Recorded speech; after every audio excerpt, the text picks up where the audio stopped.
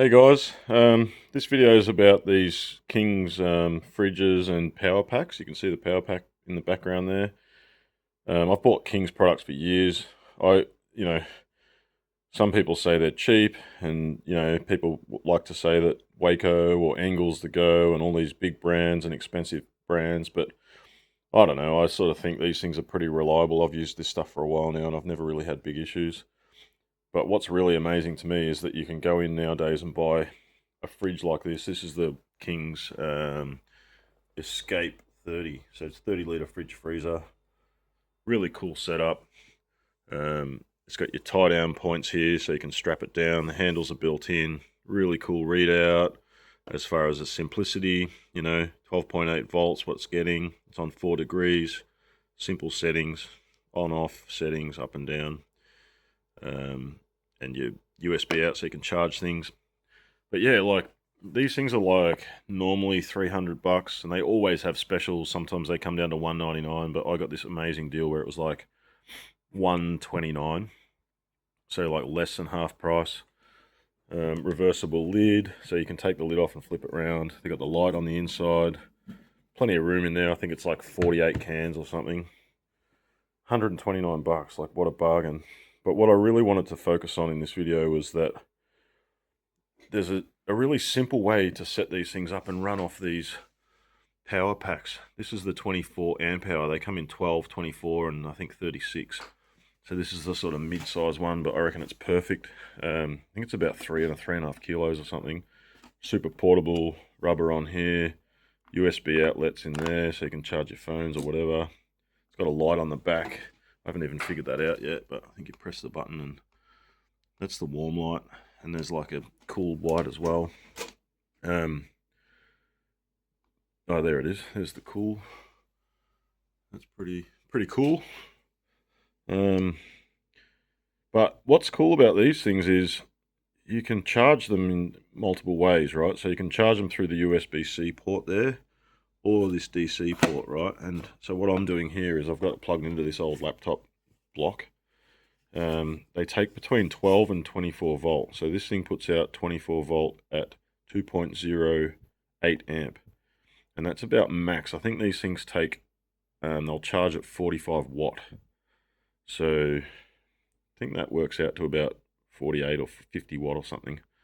24 volt at 2.08 amp. So anywhere from 12 to 24 volts cool, and anywhere from, if you're 12 volt, you could do 4 amp. If you're 24 volt, you could do around 2 amp. And that'll get you around the 48, 50 watt.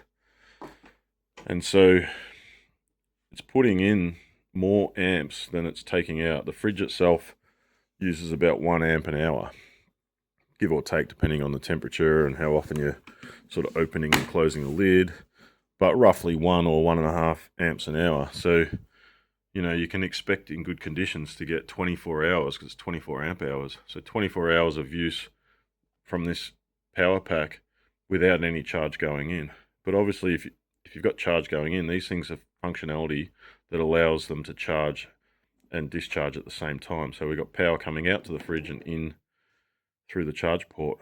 So if you think about, dual battery setup in your car, it could cost you hundreds of dollars, to have a battery and your DC chargers and all the wiring and setup and everything. But this can do the same thing.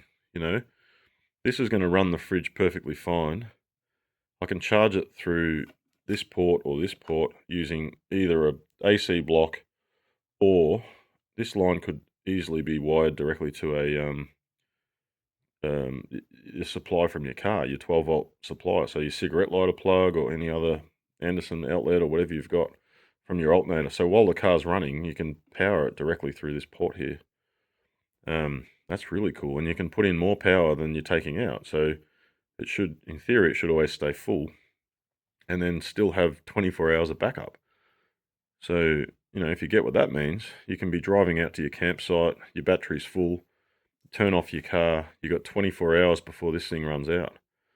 Now, as long as you start the car or plug in a solar panel, or in theory, you could be at a powered site and you just plug this thing in. As long as you've got power going in, it's going to stay topped up. And so That's cool. That just means that here we are with this little unit here. We've pretty much got our dual battery setup. I mean, I realize there's bigger batteries for bigger drawer and stuff, but for super cheap, I mean, this was on special too. So I think these are like, what are they normally 260 or 300 as well. I got that for 119 bucks. So 119 and 123 or 100, sorry, 129, less than 250 bucks. What is it? 248 bucks. Less than 250. You get that and that. That's crazy. That is crazy. And you don't get this stuff. You get a lead for the USB-C. The one thing to keep in mind is people are sort of whinging and complaining that they're plugging it into their phone charger, you know, your little block you stick in the wall, and it's taken forever to charge because that little block's only putting out 10 watts generally. 10 watts, they can take 45 watts. So, you know, if it's taken you 20 hours to fill it, it should be a quarter of that. If you can put in your 45 watts rather than your 10 watts. So this thing's doing exactly that. This is giving it 45 watts and it's charging as quick as it can. But yeah, just keep in mind that if you're just plugging that into your phone block or, you know, some little 10 watt supply, it's going to take way, way longer. So realistically, you've got three options. You've got this one, which is your AC block, a good high powered one, as I say, 24 volt, 2.08 amp. It's about max. Or you've got your solar panel option. So there's dedicated solar panels that are made for these things. They put out 70 watts, so they're still only going to take 45, but that allows for different conditions with the sun. But either way, it'll take the 45. Or you can, as I say, you can run this directly to your cigarette lighter, effectively, or any supply from your car. So yeah, you know, if people are considering options around dual batteries, you want the cheapest possible option that works really well, I think this is bloody amazing. 100, 120, 130, and you're away, and it works perfectly. So yeah, I've had it testing for a little while now. The fridge is staying cold. It's funny that this is flashing now, but occasionally I think that's anywhere under 100%. So even if it's 95, 99%, it'll be flashing. But I have seen that stop when it's full. Yeah, how cool is that? I reckon that's cool. That's 250 bucks. Fridge, battery bank, pretty much a dual battery setup. You can take it anywhere. You can unplug it and stick it on the beach and run it for hours. Yeah, awesome. Cheers.